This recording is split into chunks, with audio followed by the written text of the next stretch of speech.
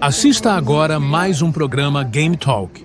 Hoje com Márcio Miceli, Andrea Carl e Mari Silva. Fala galera que acompanha mais um podcast da Game Talk. Tudo bem com vocês? Que bom, ó. Daqui a pouco teremos novidades aí, hein? Vou apresentar para vocês uma pessoa que vai ser a nossa nova colaboradora aí do nosso podcast. Tá? Daqui a pouco eu vou apresentar vocês devidamente, tá? Vamos bater um papo com ela também. Mas vamos começar aí falando um pouquinho aí da rodada da Copa do Brasil, quartas de finais, os jogos de ida que aconteceram quarta e quinta-feira. Na quarta-feira, Bahia, Flamengo e São Paulo e Atlético Mineiro. Vitória dos visitantes. O Flamengo derrotou o Bahia por 1-0, gol de Bruno Henrique. E o Atlético Mineiro também venceu o São Paulo lá no Morumbi. O São Paulo que entrou, né? Os jogadores todos entraram com a camisa em nome lá do Juan Esquerdo, né? Do zagueiro lá do Nacional do Uruguai, que na semana passada infelizmente passou mal, né? No confronto pela Libertadores. Todos os jogadores entraram em homenagem, né? Ao Juan Esquerdo do São Paulo. Tivemos minutos de silêncio, várias homenagens e o jogo transcorreu tranquilamente. O Atlético Mineiro achou um golzinho mais lá para o final do jogo e larga em vantagem aí no confronto. Na Arena Fonte Nova, né, na nova casa de Arena Apostas Fonte Nova, o Flamengo derrotou o Bahia, gol do Bruno Henrique no início do segundo tempo. E também abriu uma boa vantagenzinha aí, né, já que os jogos foram fora de casa, para decidir a sua sorte no Maracanã e uma vaga aí nas semifinais da competição. Tivemos alguns destaques. O Flamengo novamente sofreu com lesões. O Michael, né, que acabou de chegar aí, segundo jogo que ele joga, ele já saiu machucado. Ele entrou e saiu machucado no finzinho. O De La Cruz, meio campista rubro-negro, também se machucou novamente, vai ser desfalque. E enfim, problema recorrente aí, né, que acontece aí no futebol brasileiro, muitas lesões, muitas competições simultâneas.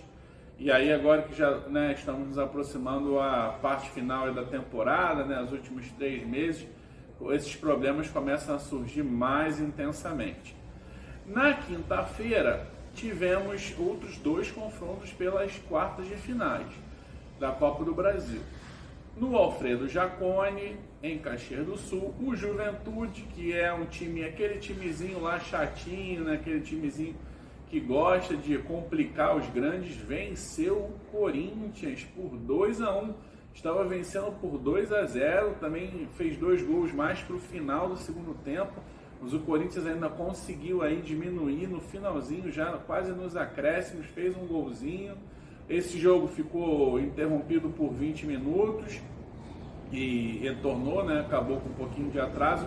E em São Januário, na Colina Histórica, Vasco da Gama e Atlético Paranaense fizeram um filme quase que repetido do Campeonato Brasileiro. Lembra que eles jogaram na segunda-feira em São Januário, o Vasco estava perdendo para o Atlético Paranaense por 1-0 até meados lá do segundo tempo, conseguiu virar, fez 2 gols, venceu a partida. E na quinta-feira foi a mesma coisa, galera. O Atlético Paranaense vencia por 1-0 até os 34 do segundo tempo. E aí o Vasco foi lá, conseguiu o empate e logo depois foi até o Pumita Rodrigues, o uruguai Pumita Rodrigues, que também jogou com uma camisa em homenagem lá ao esquerdo, né, ao jogador que veio a óbito. E depois o gol lá do volante do Vasco, também, nos acréscimos também, virada vascaína, 2-1 em São Januário. Alguém diz que um raio não cai 2 vezes no mesmo lugar? Pois é, caiu, galera. Mesmo placar, mesmo esquema, o Atlético sai na frente, Vasco vira. E o jogo terminou também 2-1 para o Vasco, que leva vantagem do empate para o jogo da volta, que será lá na Liga Arena em Curitiba, hein? E aí, com todos esses confrontos aí, né, nessa primeira fase, todos os times, né, venceram aí por 1 golzinho de diferença. Na quarta, as 2 foram vitórias fora de casa e na quinta, vitórias caseiras. Mas os confrontos seguem abertos.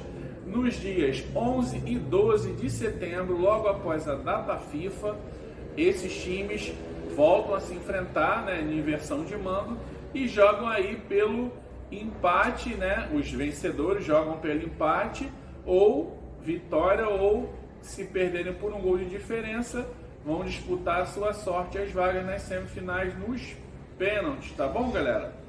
Para finalizar, vou só dar uma pincelada aí para vocês da rodada aí do Brasileirão que vai começar aí nesse fim de semana. Vou destacar aí os cariocas, Flamengo, Botafogo, Fluminense e Vasco, né? No sábado, simplesmente no Newton Santos, teremos Botafogo e Fortaleza. Os dois primeiros colocados vão se enfrentar, desta vez no Newton. O Fortaleza que retomou a liderança, né? O Fortaleza que está ali brigando bonito na competição. Será um grande jogo, com certeza o Newton Santos vai receber um grande público. Será no sábado às 21 horas. E no domingo os outros cariocas jogam. Flamengo joga com o Corinthians lá em São Paulo, né? Na Neoquímica Arena. O Corinthians que está na zona de rebaixamento, e o Flamengo caiu para quarto lugar, mas está ali brigando, está no bolo, né? Joga lá em São Paulo. O Vasco vai lá para o Manuel Barradas, lá em Salvador, enfrentar o Vitória da Bahia. O Vitória da Bahia que também entrou na zona de rebaixamento na última rodada, vai ser um jogo duro aí para o Vasco também. E no Maracanã teremos Fluminense e São Paulo. Confronto ali, o São Paulo está no G6, o Fluminense é o primeiro time fora do Z4, né, da zona de rebaixamento. E o Fluminense vai tentar uma vitória para tentar dar uma desgarrada aí dos times de baixo, tá bom, galera? Então vamos ver, cartas na mesa. E só um destaque aí, dá parabéns já, 2 dias só de competições lá em Paris, né, nas Paralimpíadas. Os brasileiros já estão detonando, hein? O brasileiro já está em 6º lá no quadro de medalhas, já tem 7 medalhas em apenas 2 dias, dando show. A meta do Comitê Paralímpico Brasileiro é alta, é de top 5, e o Brasil começou muito bem, então vamos continuar torcendo aí para os nossos para-atletas, né? E tudo vai dar certo, tá bom, galera? Então daqui a pouco a gente volta aí para apresentarmos nosso novo colaborador. Um grande abraço!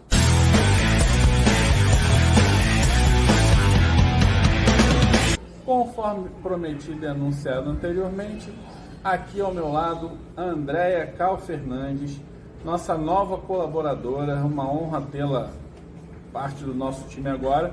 E ela é presidente do Sindicato dos Treinadores de Futebol do Rio de Janeiro. E eu gostaria, Andréa, inicialmente de agradecer a sua presença, ter, né, se disponibilizado aqui para conversar com a gente. E eu gostaria de começar o nosso bate-papo com você falando um pouquinho aí da sua trajetória pessoal, profissional, enfim, aquilo que você entende que é interessante e pertinente aí. Sim, boa tarde, obrigada pela oportunidade de estar aqui participando desse podcast. Então, a minha ligação com o futebol vem desde a minha infância, quando eu ainda menina comecei a jogar bola na rua, numa época que as mulheres não tinham acesso ao futebol, o futebol feminino era proibido, mas eu estava lá como várias meninas da minha geração. A partir de 82 começaram as primeiras peneiras para a formação de times femininos, porque acabou a proibição do futebol feminino em 79, regulamentou-se e em 83 teve o primeiro campeonato. Aí eu tive a oportunidade de disputar esse primeiro campeonato como juvenil do Bom Sucesso Futebol Clube e também me sagrar campeã juvenil na época. Aí eu joguei o campeonato de 83, dei uma pausa em 84 e fui jogar futsal em 85. Porque por eu ter começado com 17 anos, eu não tinha tanta experiência assim, não tinha tanta rodagem, então a chance de eu jogar como titular nos outros times era muito difícil. Aí eu decidi já só nos estudos, terminei o 2º grau, fiz a faculdade de Educação Física e quando terminei a faculdade já fiz a pós-graduação em futebol, a especialização, porque eu já estava decidida, eu queria ser treinadora de futebol e também fazer alguma coisa para melhorar o futebol feminino. E daí fui tendo algumas oportunidades no futebol de salão e também atuando dentro do primeiro na na BTF, que é a Associação Brasileira de Treinadores de Futebol, e depois no sindicato, onde eu estou até hoje. Passei por várias funções e me tornei presidente. Então, assim, fazendo um resumo bem rápido, né? Desse tempo aí de como eu me iniciei. Em cima desse gancho, né, que você estava falando, eu gostaria de saber de você como é para você, né, ser presidente, né, do Sindicato dos Treinadores de Futebol do Rio, em um mundo, né, que ainda, vou usar uma palavra antigamente, que é deveras machista ainda, né? Sim. Está melhorando, evoluindo, mas ainda é muito machista. Então, como é para você ocupar esse cargo? Bom, assim, a princípio eu até me sinto honrada de ter tido essa oportunidade. O sindicato estava passando por uma dificuldade no processo da pandemia, já estava um ano que já tinha passado que ele deveria ter tido eleição. O nosso ex-presidente, que foi uma pessoa que se dedicou bastante também, professor Amaro, já não vinha em condições de se manter à frente por conta de problemas de saúde. Então, teve uma reunião com outros treinadores, com ex-presidentes da instituição, e eu mesma lancei a minha candidatura, já que não tinha ninguém assim em vista de assumir o sindicato. Tive o apoio dessas pessoas e fizemos todo o processo, o trâmite eleitoral, né? E eu assumi o sindicato. Então é muito difícil, principalmente porque falta recursos, a categoria é muito desmobilizada, o que não é novidade também no nosso país, né? Várias categorias são desmobilizadas. A gente também vê nesse processo aí de polarização que teve na política, então isso também enfraqueceu bastante. Há uma ideia muito errada do papel dos sindicatos, então às vezes as pessoas misturam os processos históricos de outras épocas, aí trazem para essa época. Então, assim, é difícil, tanto do ponto de vista sindical, que eu acho que é o mais difícil, e também como mulher, porque a gente vai encontrar vários homens, vários treinadores que dão apoio. Graças a Deus eu tenho apoio de muitos amigos, principalmente pessoal mais novo, vamos dizer assim, e você também encontra uma desconfiança de uma outra parte, tá? E isso fez com que a gente não conseguisse, assim, colocar em prática tudo que a gente desejava. Isso é um tanto quanto frustrante, mas vale a pena, né? Para mim foi muito importante estar nessa função, em termos de amadurecimento, em termos de ficar mais por dentro de tudo que se passa nos bastidores. E é uma luta também para o treinador de um modo geral. Viver essa profissão. A gente precisa muito aí de união, de muitas discussões, de muitos debates para poder conseguir ter essa força para poder conseguir reivindicar junto às instituições, né? Porque sem a união, sem o entendimento das pessoas, fica difícil. Você comentou também, né, que você tem, enfim, sua carreira também é pautada num mix de futsal, futebol, né? Conta um pouquinho pra gente aí como é que foi. Você começou no futsal, começou no futebol, como é que se deu essa mudança, né? Digamos que o futsal, enfim, é um pouco parecido com o futebol, mas tem suas regras próprias, né? Sim. Assim como o futebol. Então, o que aconteceu? O meu sonho era mesmo estar me dedicando, na época, só ao campo. Só que a primeira oportunidade que eu tive para trabalhar com o futebol foi através do convite do Roberto Lourenço, que na época era um treinador de categorias de base. E ele me conheceu na época do Bom Sucesso, quando eu era jogadora. E ele sabia que eu tinha me formado, era professora de educação física, ele precisava de uma pessoa para estar atuando com ele. E eu fui, aceitei esse convite, fiquei super feliz e fui trabalhar com ele no Bom Sucesso Futebol Clube, um projeto de um empresário da época, o Edson Cândido, e eu fui fazer parte dessa equipe. Por sorte, eu fui campeã essa época com o Bom Sucesso, Claudinha, como auxiliar técnica, e esse mesmo grupo foi convidado no ano seguinte para trabalhar no Fluminense Futebol Clube. E aí eu também tive essa oportunidade de trabalhar no Clube do Coração e fomos campeãs de fraldinha e pré-mirim. E um dos jogadores da época, que foi nosso fraldinha, foi o Toró, o Rafael, entre outros caras. Então, essa foi uma experiência muito gratificante também.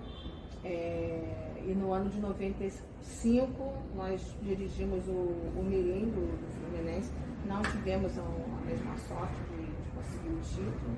E lá também nós tivemos como nosso goleiro o Wilson, que acabou de pendurar as luvas agora, esse ano.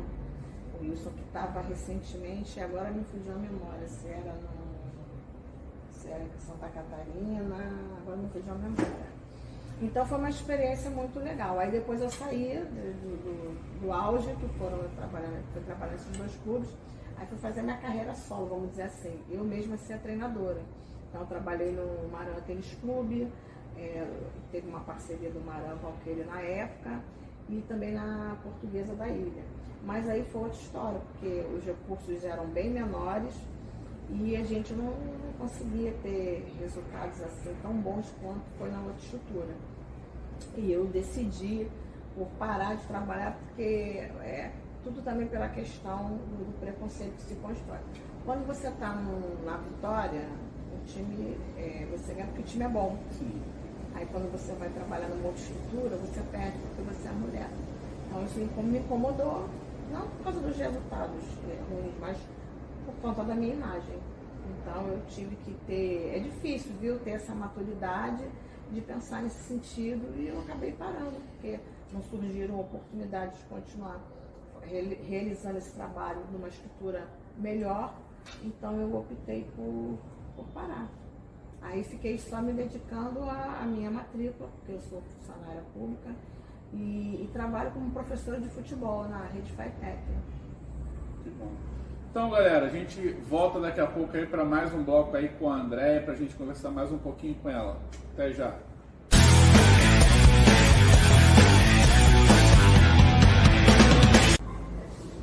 Fala, galera, de volta aqui com mais um bloco da nossa resenha Game Talk, e desta vez aqui ao meu lado Mari Silva. Mari Silva, ela é secretária da LIFERJ, da Liga de Futebol Feminino do Rio de Janeiro.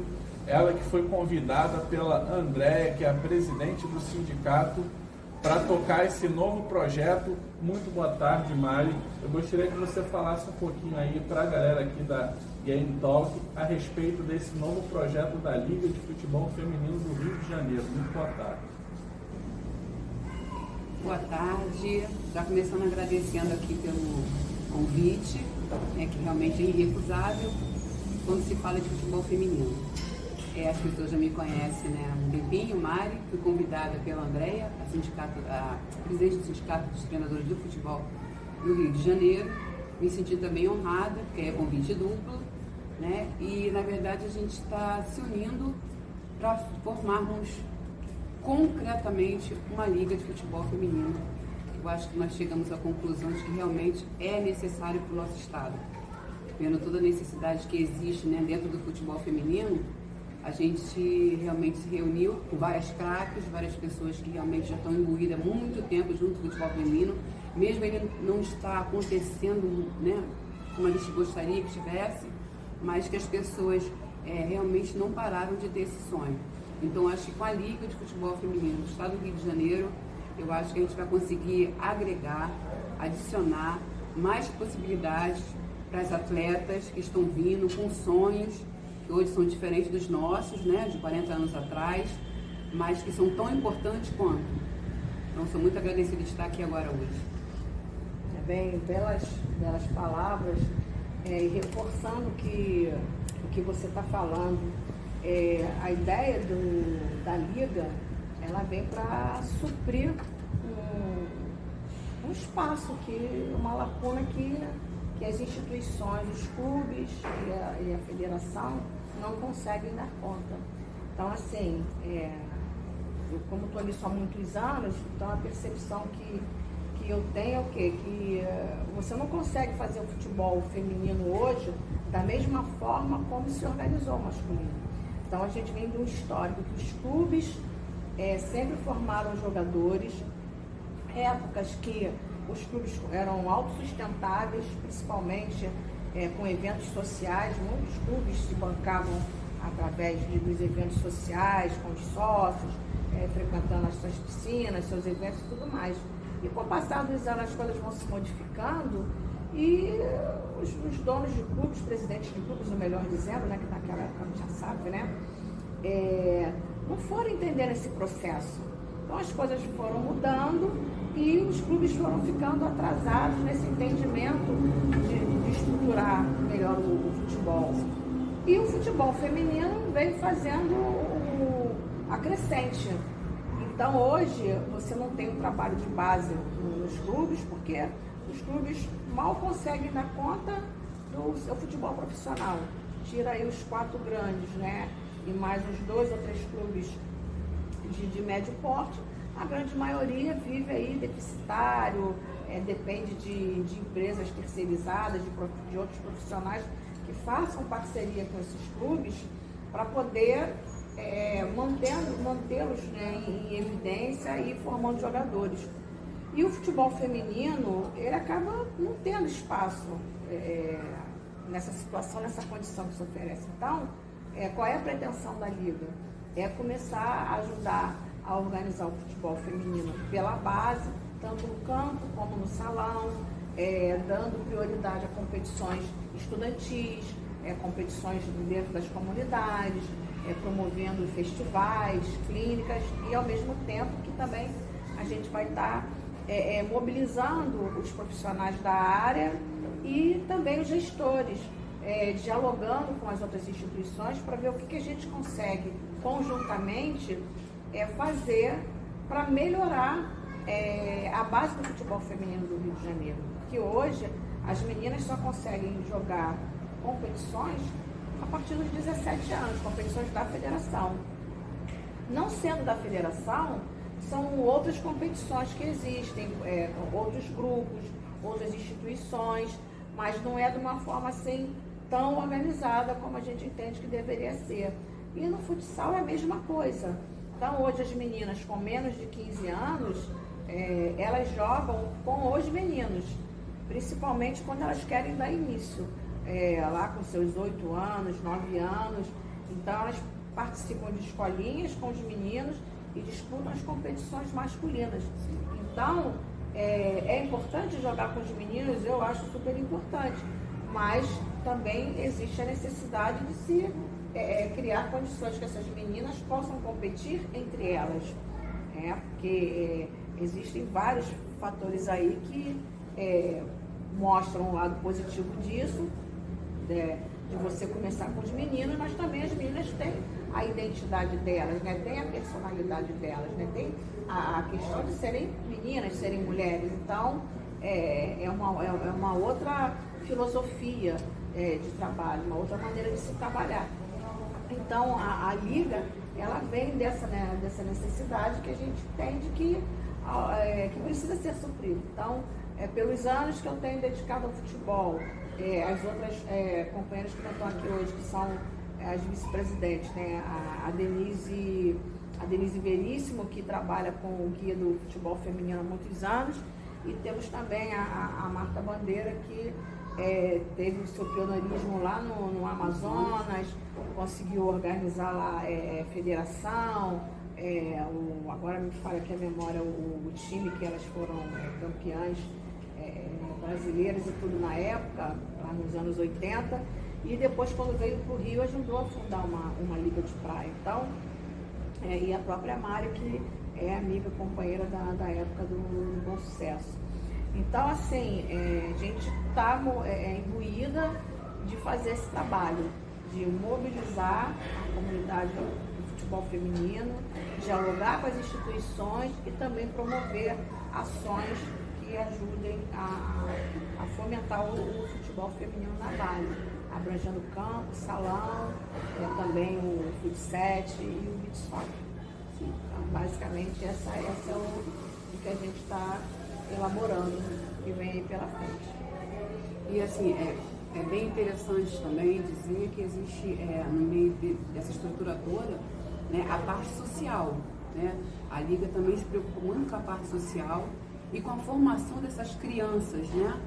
A formação delas são muito novinhas, né? Vêm de famílias, né, de diversos problemas, diversas dificuldades, mas que a Liga também quer mostrar que existem profissionais, mulheres, que atuam já no futebol, né, e que são profissionais que podem nos ajudar fora campo, psicólogas, assistentes sociais, terapeutas, massagistas, fisioterapeutas.